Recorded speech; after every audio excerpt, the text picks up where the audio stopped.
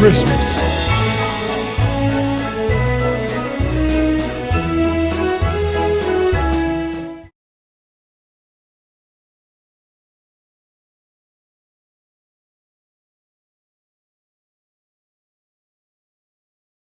Hello everybody, this is Alessandra. Welcome to my home, welcome to my kitchen. Today we're going to kick off the 12 days of cookies and desserts Christmas edition. Who doesn't love cookies and desserts around the holidays? Well, here it is. We're going to be making little Christmas bows.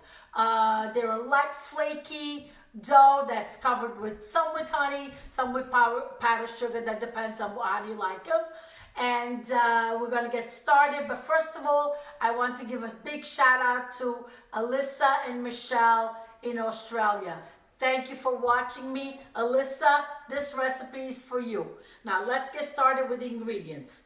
I have 3.5 cups of all-purpose flour, a 1/4 cup of sugar, a pinch of salt, 2 teaspoons of baking powder, a stick of butter, which is 4 ounces, 4 eggs. For the ones that know me, you know that once I decide to bake and the eggs are cold, I just put them in hot tap water, and I set up, and then the eggs are ready to go.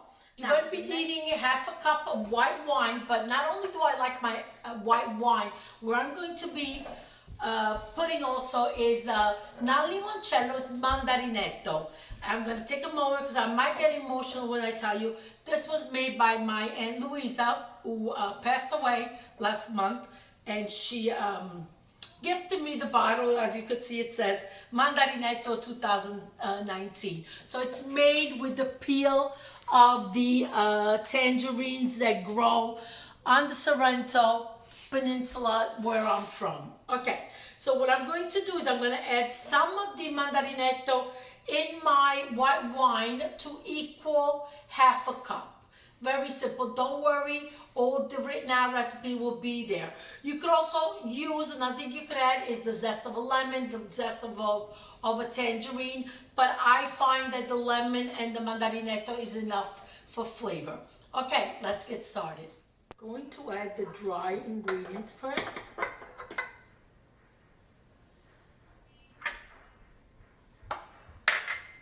The salt, and the sugar. Let me get the remainder of the flour. Okay. Now I'm going to just mix it a little bit, one at a time.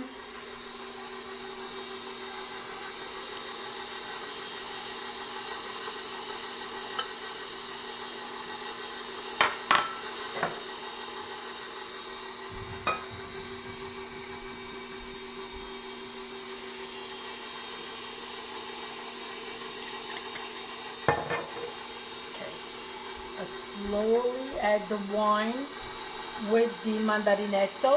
You could use only the wine.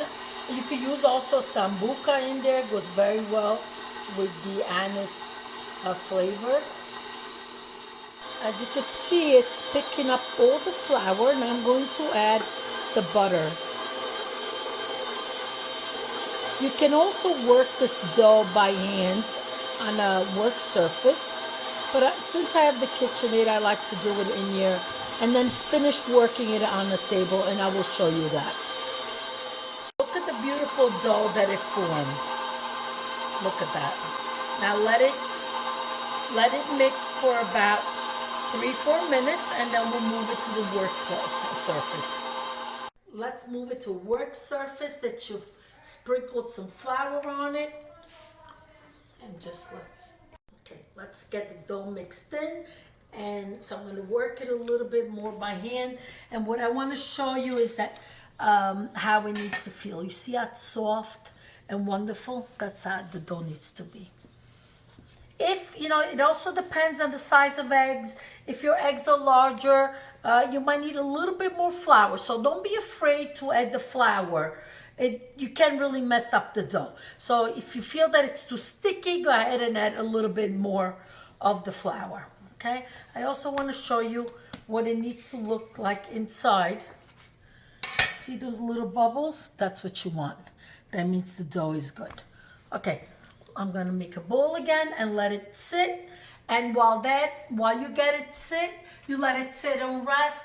Let's get the oil ready for the next step. Now there's two ways to do this. You could roll it out with the rolling pin, and I'll show you that, and also through a pasta machine, and I'll show you that. Simply, you know, our grandmothers, did they have a KitchenAid and the pasta machines? I don't think so. So I want to make it possible for everybody not to go out and get these things. That you could really just, you need your two hands. That's all you need. Okay, so let's get started with that. I'm going to make small pieces.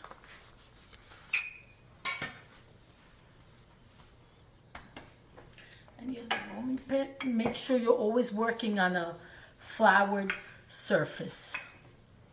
Okay, what I like to do is I like to flip it and continue the stretching.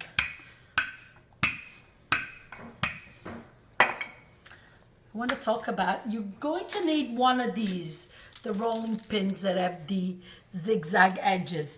I want to tell you, I purchased this at a garage sale, and it was a little bit emotional thinking that it's been used. I don't know, I mean, it doesn't look too old, but I'm sure it's old enough. So it's been used by other people, and now it's mine, and I'm going to keep it alive, hopefully hand it down to my children.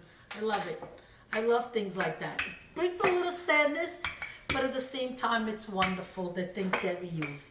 Okay, this is the kind of, see, it's a dough. I kind of want to stretch back, but you just keep at it gently. Always keep handy a little bit of the flour. Cheer the cat. Usually it's dogs running around. Tonight is the cat. A very flexible dough, it doesn't break. Same size piece, okay, like this. Just get it floured. And you're going to put it in the largest setting. So it goes through. What you do is you fold it over itself. Go a little smaller.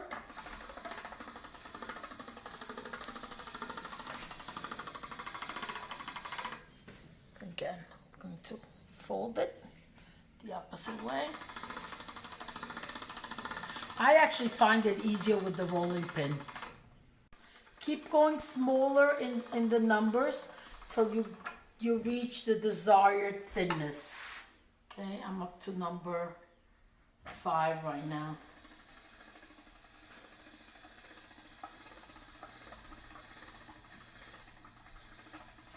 And I think that's perfect. Okay, right? So you make all these little pieces, and then we start cutting them. Actually, let me show you how to cut them. The cutting is really simple. So we're going to be making bows. So this is how you do it. You make I'm going to cut it in the middle. That wasn't too straight.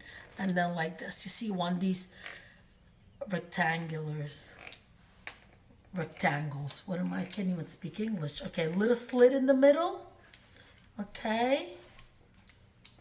And here's where the magic happens. So you pick it up, you open the center, you push the one side over, and here's your bow. Again, you push it through. See that? So you got the slit in the middle, push one end through the middle, and you have another bow right there. And here again.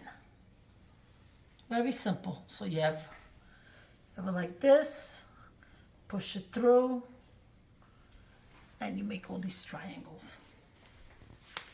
Now, this is also a great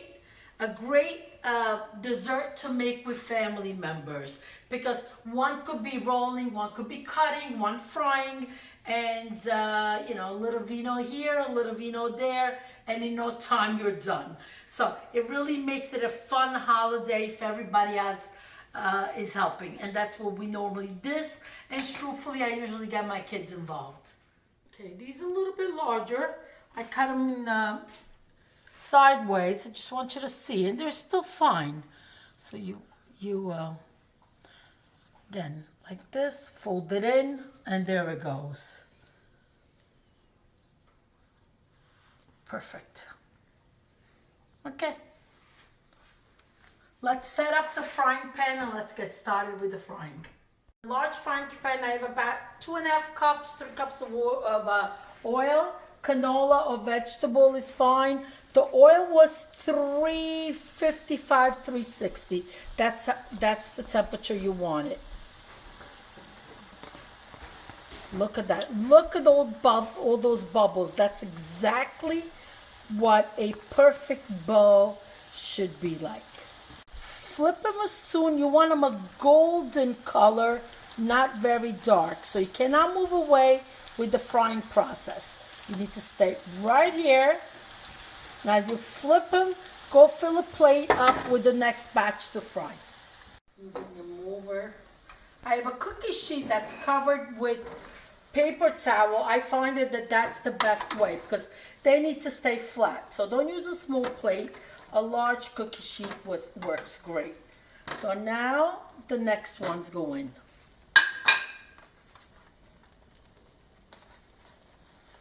Okay, this is how much the recipe made. Some are missing, okay? It's almost impossible not to taste them as you fry them. You see the little bowls? So this is what I'm gonna do. I'm gonna plate them for you. Get the pretty bowls, the prettiest ones. Some I made flat, like a chiacchiera. But for Christmas, the bowls are definitely more appropriate. Here it goes. Now the next step is gonna be drizzling some honey right on top. There it goes. Wonderful. Stop it, Mary. Bugie with honey. Now comes the powdered sugar. Look at that. Sta nevicando. It's snowing with the powdered sugar. Wonderful. Tip with the powdered sugar. I keep my powdered sugar in the large container. Whenever I use a vanilla pod and I remove the seeds, I don't throw out the outer shell. What I do is I keep it in my container and then the powdered sugar smells deliciously like vanilla. That's just a little tip. Okay, here we go, powdered sugar on all. Now, if you make them ahead of time and you want to keep them for the next day or so, just keep them without the powdered sugar in an airtight container, and they should be okay for a couple days. I like to make them the same day or most for the next, but they will keep a couple days. But only add the powdered sugar right before serving. Well, here it is. Buon Natale, Merry Christmas, Happy Holidays to all. I hope you will watch the other 11 cookie and dessert edition. To all, be safe, stay healthy. Arrivederci alla prossima. Ciao ciao.